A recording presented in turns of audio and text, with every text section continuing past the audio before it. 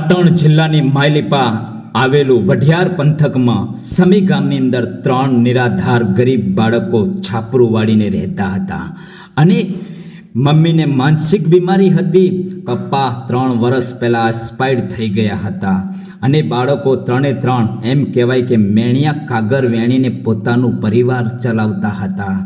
અને જ્યારે આ વાત મને જાણ થઈ ત્યારે હું સમી ગામની અંદર આ બાળકોની મુલાકાત કરવા માટે આવ્યો અને મેં વિચાર્યું કે મારા સોશિયલ મીડિયાના ફ્રેન્ડ સર્કલ દરેક મિત્રોનો સહયોગ સપોર્ટ મળશે અને આ બાળકોનું ઘર બની જશે. ત્યારે મિત્રો આપણે ઘર બનાવવાનું ચાલુ કર્યું અને ઘર આખું એમ કહેવાય કે તૈયાર થઈ ગયું છે.